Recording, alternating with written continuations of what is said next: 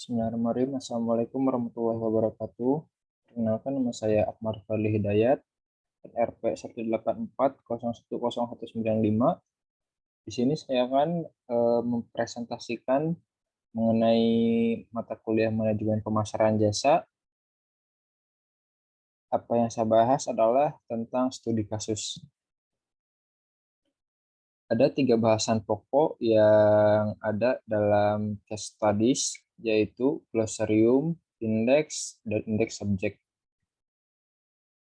Poin-poin dalam studi kasus yaitu pengertian, tujuan penelitian studi kasus, jenis penelitian studi kasus, bentuk-bentuk studi kasus berdasarkan permasalahan pada penelitian, kemudian ciri-ciri penelitian studi kasus yang baik, kelebihan dan kekurangan dalam penelitian studi kasus, dan langkah-langkah dalam penelitian studi kasus.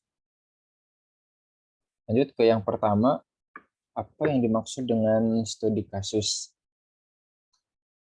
Studi kasus menjadi salah satu penelitian bidang akademik dan kerap digunakan dalam penelitian.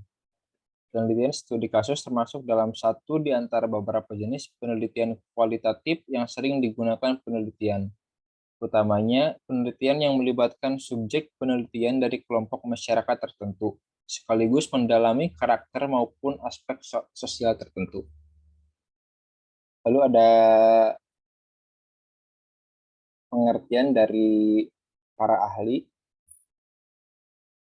Yang pertama dari Robert Kayin.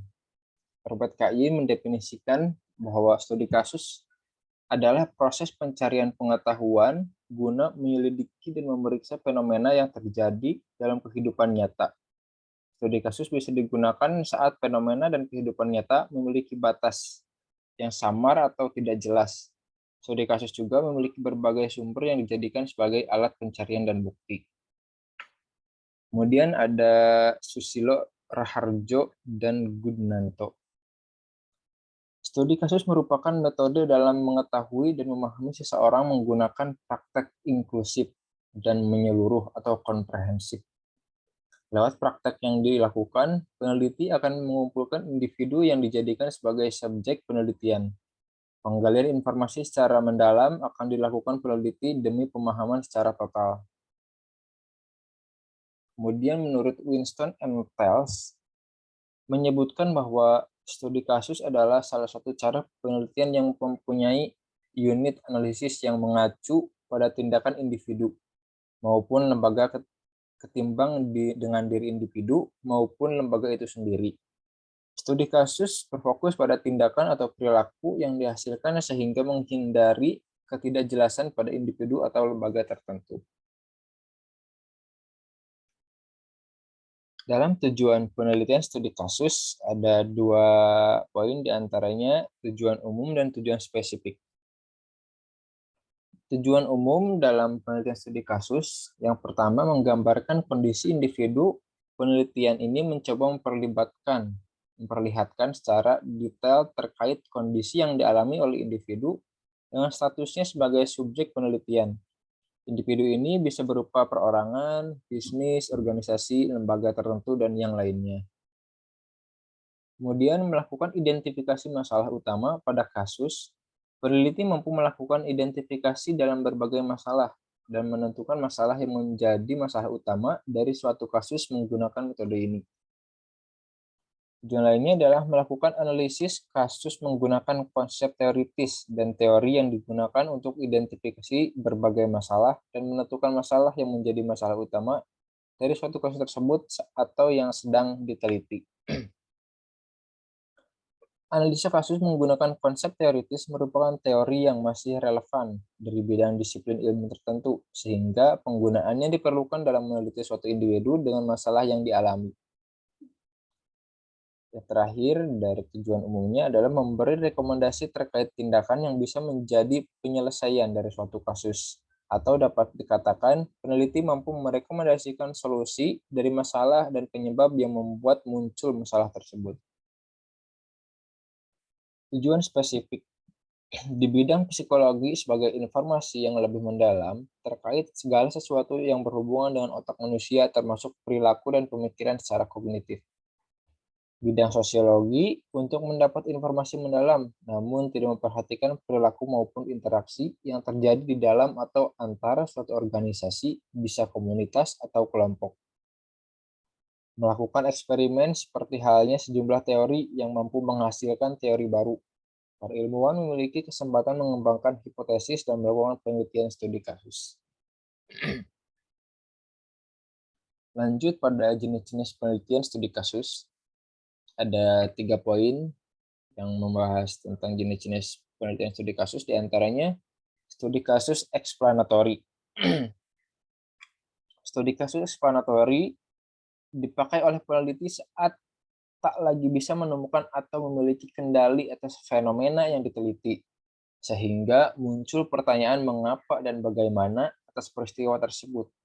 Studi kasus yang diketahui berfokus pada fenomena dalam kehidupan nyata dan penerapannya sangat cocok dengan fenomena maupun suatu kelompok individu yang tak bisa dijelaskan. Tujuan utama dari metode penelitian studi kasus explanatory adalah untuk menunjukkan data yang tak bisa dijelaskan sebelumnya. Selain itu, peneliti ini juga digunakan untuk melakukan deskripsi investigasi kausal terhadap suatu peristiwa yang diteliti. Yang kedua, studi kasus exploratory. Metode penelitian yang tujuannya menjawab pertanyaan apa dan siapa untuk pengumpulan data berasal dari dua sumber, yakni data eksplorasi dan data tambahan. Data tambahan bisa diperoleh peneliti dari wawancara, eksperimen, kuesioner, dan lain sebagainya. Metode ini sangat cocok untuk digunakan untuk penelitian formal berskala besar. Tujuan dari penelitian ini adalah mendapatkan lebih banyak informasi latar belakang ketimbang studi kasus biasa, memerlukan kegiatan ekstra untuk mendapat data tambahan dan mendapat hasil penelitian yang lebih baik. Selain itu, tujuan untuk memberi lebih banyak waktu kepada peneliti mencerna dan memahami informasi yang didapat. Studi kasus deskriptif. Studi kasus deskriptif yang diterapkan dengan tujuan melakukan analisis urutan peristiwa yang terjadi di masa lalu. Topik dalam jenis penelitian biasanya mencakup bidang budaya atau disebut juga sebagai bidang sejarah. Tujuan dari metode ini adalah untuk membandingkan teori atau penemuan baru dengan teori dan penemuan yang sudah ada di bidang yang sama, sehingga dapat diketahui mana yang paling benar dengan melihat analisis urutan dari peristiwa tersebut.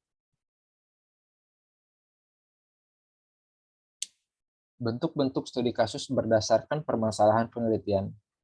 Ada 3 poin bentuk dalam studi kasus. Yang pertama, studi kasus instrumental tunggal. Desain penelitian studi kasus ini juga disebut single instrumental case study, suatu bentuk penelitian yang dilakukan dengan menggunakan sebuah kasus guna memberi gambaran terkait suatu hal.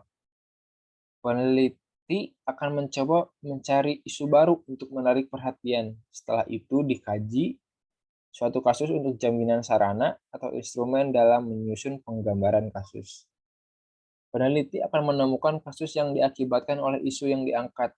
Kasus ini kemudian digambarkan atau dipaparkan dengan sangat jelas, sehingga pembaca hasil penelitian mampu mengetahui bahwa kasus yang diangkat merupakan instrumen penting dalam suatu kasus. Kemudian studi kasus jamak. Kebalikan dari studi kasus yang dari instrumental tunggal, peneliti hanya akan menggunakan atau mempelajari satu kasus, sementara pada studi kasus jamak, sehingga jumlah kasus yang dipelajari atau diteliti lebih dari satu. Sederhananya, studi kasus jamak diartikan sebagai penelitian yang menggunakan banyak isu maupun banyak kasus dalam satu penelitian yang dilakukan. Hal ini dikarenakan pembahasan dan kegiatan penelitian lebih terfokus, sehingga fokus utamanya terdapat pada isu dan beberapa kasus yang menyertainya. Fokus pada satu kasus kemudian diteliti dalam beberapa isu di lokasi tersebut. Penelitian dengan metode ini terbilang kompleks karena melibatkan isu yang lebih banyak. Kemudian studi kasus mendalam. Studi kasus mendalam merupakan bentuk penelitian studi kasus yang diterapkan pada suatu kasus yang memiliki keunikan yang cukup tinggi ketimbang kasus pada umumnya. Kasus ini sejak awal sudah membuat para peneliti menaruh minat dalam meneliti. Bentuk penelitian ini mirip dengan penelitian yang naratif, tapi dengan prosedurnya sendiri lebih rinci. Apa saja sih ciri-ciri penelitian studi kasus yang baik? Yang pertama, merupakan strategi penelitian dan penyelidikan empiris yang dilakukan untuk menyelidiki fenomena dalam konteks kehidupan nyata. Ciri yang kedua, studi kasus berdasarkan pada investigasi mendalam terhadap satu individu, kelompok, dan peristiwa guna melakukan eksplorasi penyebab prinsip yang mendasarnya. Ciri yang ketiga, studi kasus sebagai analisis deskriptif dan eksploratif dari seorang atau individu, kelompok, atau peristiwa yang sedang terjadi. Ciri yang keempat, penelitian berupa studi kasus tunggal dan ganda, termasuk bukti penelitian kuantitatif, tergantung pada berbagai sumber bukti dan manfaat dari pengembangan proposisi teorik sebelumnya. Kemudian sebuah analisis terhadap orang, kelompok, peristiwa, keputusan, periode, lembaga, atau sistem lain yang dipelajari secara holistik dengan satu arah, metode, atau lebih. Lalu, apa saja kekurangan dan kelebihan mengenai penelitian studi kasus? Kelebihan dari studi kasus bisa mengungkap hal-hal spesifik, detail, dan rinci, dan bisa dijelaskan dengan penelitian yang lain. Penelitian studi kasus juga bisa menguak makna di balik permasalahan atau fenomena yang diteliti dengan kondisi sesuai fakta. Tak hanya sekedar memberi laporan secara faktual, namun juga memberi suasana dan pikiran yang mampu dikembangkan lebih menjadi bahan-bahan penelitian lain untuk selanjutnya digunakan sebagai bahan penelitian. Kekurangannya adalah untuk penelitian kuantitatif, metode studi kasus dipersoalkan karena segi reliabilitas, validitas, dan generalisasi. Studi kasus tidak selalu cocok dengan menggunakan penelitian kuantitatif karena tujuan yang digunakan untuk menggeneralisasi. Studi kasus bersifat observasional yang mengharuskan peneliti untuk terjun langsung sehingga bisa mendapatkan data yang valid. Langkah seperti apa dalam penelitian studi kasus? Yang pertama ada pemilihan kasus. Pemilihan kasus harus berdasarkan alasan yang matang sehingga penelitian berjalan dengan proses-proses penelitian teratur sesuai prosedur dan bisa mencapai tujuan penelitian. Kasus harus bisa disesuaikan pada bidang-bidang dengan tujuan penelitian. Selain itu, kasus yang dijadikan permasalahan harus masuk akal dan memiliki latar belakang yang jelas. Kemudian langkah yang kedua adalah pengumpulan data. Pengumpulan data dilakukan dengan mendapatkan data-data yang sesuai dengan penelitian. Pengumpulan data bisa disesuaikan dengan penelitian, observasi, wawancara, analisis, dokumen, survei, dan beberapa di antaranya menjadi pilihan yang bisa dipakai. Selain itu, juga harus memperhatikan objek yang diteliti sehingga data yang didapatkan mampu dibuktikan atau diuji secara valid. Langkah yang ketiga adalah analisis data. Analisis data dilakukan setelah mendapatkan data berdasarkan teknik-teknik pengumpulan data yang sesuai. Setelah data dikumpulkan, sehingga peneliti akan melakukan analisis dan mengorganisasi serta melakukan klarifikasi temuan-temuan yang ada. Teknik analisis data yang dipakai juga harus jelas sehingga tak menemukan masalah. Langkah yang keempat adalah perbaikan. Dilakukan guna hasil penelitian yang sempurna, sehingga perbaikan diperlukan meskipun data-data yang sudah dikumpulkan kemudian diklasifikasi. Tujuannya untuk penguatan atau penyempurnaan hasil penelitian. Peneliti ternyata membutuhkan data-data baru, sehingga peneliti harus terjun ke lapangan dalam mendapatkan data. Langkah yang terakhir dalam penelitian studi kasus adalah penulisan laporan. Langkah ini harus dilakukan secara urut, sehingga bisa dipahami dengan mudah. Selain itu, penulisan laporan terhadap penelitian juga harus komunikatif dengan memakai bahasa baku, efektif, dan efisien serta jelas. Lanjut ke bahasan yang kedua, yaitu glosarium.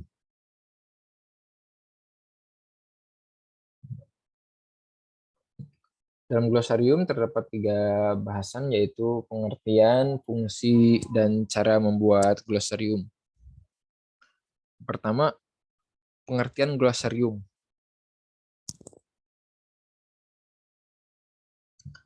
Glosarium adalah kumpulan kata atau istilah yang diurutkan secara alfabet dengan tujuan untuk menjelaskan arti dari kata tersebut. Dapat dikatakan bahwa glosarium ini mirip dengan kamus, tetapi ditulis secara singkat di dalam buku, jurnal, maupun karya tulis. Jadi, maksud dari glosarium ini adalah memberikan keterangan arti dari istilah yang ada di dalam suatu tulisan supaya pembaca paham makna dari kata tersebut. Sebab, umumnya istilah-istilah yang diletakkan di glosarium adalah istilah yang jarang terdengar. Misalnya ada kata absurd. Di dalam tulisan yang ada di buku, tulisan absurd itu lantas diletakkan di glosarium dan diberikan penjelasan mengenai arti absurd. Letak glosarium ini biasanya berada di belakang suatu buku.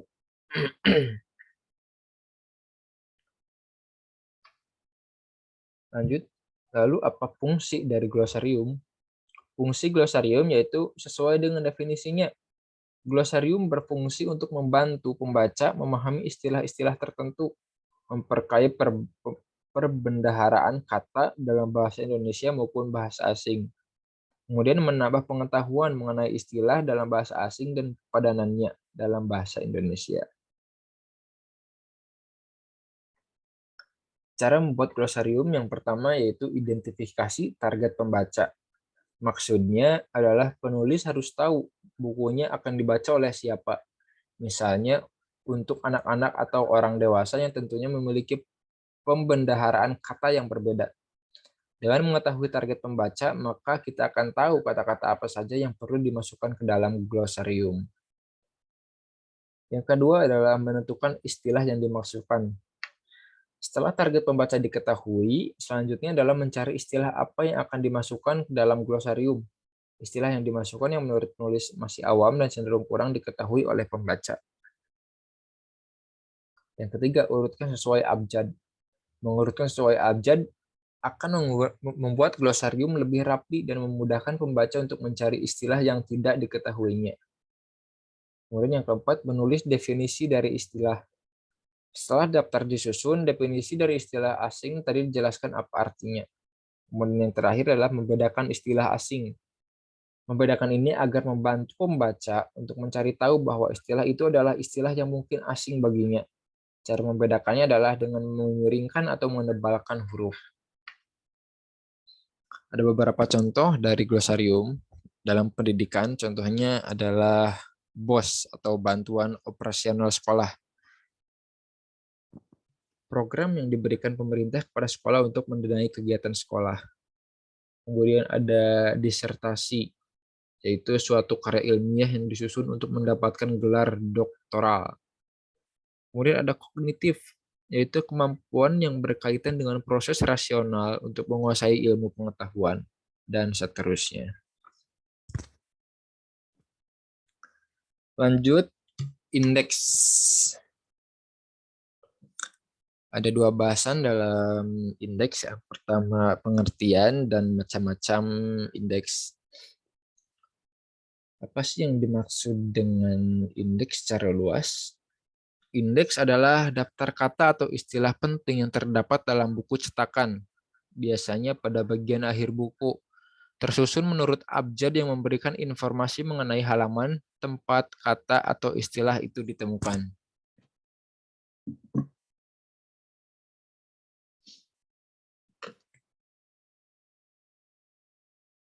Indeks adalah rasio antara dua unsur kebahasaan tertentu yang mungkin menjadi ukuran suatu ciri tertentu.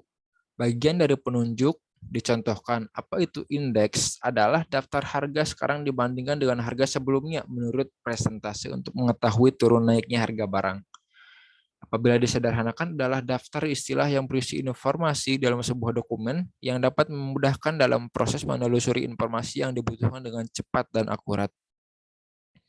Dalam bidang ekonomi dan keuangan, indeks adalah ukuran statistik perubahan dalam kelompok representatif dan titik data individual. Data ini didapatkan lewat sejumlah sumber, seperti kinerja perusahaan, harga produktivitas, dan karyawan di perusahaan. Indeks ekonomi digunakan untuk melacak kesehatan ekonomi dari berbagai perspektif, sedangkan indeks di pasar keuangan adalah harga gabungan dari berbagai saham berdasarkan kategori tertentu di pasar saham yang bisa menjelaskan kondisi pasar secara keseluruhan. Setiap indeks dibuat dengan metode yang berbeda-beda, mulai dari yang sederhana hingga kompleks. Sekarang perhitungan bisa dilakukan secara otomatis dengan komputer. Maka indeks dibuat dengan melakukan pembobotan harga yang lebih kompleks agar dapat memperhitungkan harga saham dan kapitalisasi perusahaan. Kapitalisasi atau nilai pasar sendiri merupakan harga saham saat ini dikaitkan dengan jumlah saham yang beredar. Dikalikan. Indeks juga sering dikaitkan dengan angka indeks yang merupakan suatu angka yang berguna untuk mengukur dan menyatakan perubahan relatif yang terjadi pada harga, jumlah atau kuantitas, atau nilai yang diperbandingkan dengan periode awal. Dalam dunia bisnis, angka indeks juga berfungsi untuk memperlihatkan suatu presentase terkait beberapa hal dari suatu periode ke periode lainnya. Beberapa hal penting yang harus diperhatikan dalam menyusun angka indeks adalah yang pertama, apa yang akan diukur, kemudian metode perhitungan yang digunakan atau cara menghitungnya, kemudian sumber dan syarat perbandingan data, dan tahun dasar.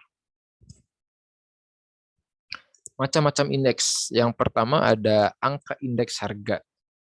Angka indeks harga berguna untuk memberikan informasi mengenai perubahan harga yang terjadi dari suatu periode ke periode lainnya. Indeks harga ini memiliki peran penting dalam perekonomian yang dibutuhkan oleh berbagai pihak seperti perusahaan, pemerintah, hingga akademisi. Kemudian yang kedua ada angka indeks jumlah. Indeks ini digunakan untuk memperlihatkan perubahan jumlah barang sejenis atau barang yang dihasilkan, digunakan dan dijual dalam satu waktu yang sama maupun berlainan.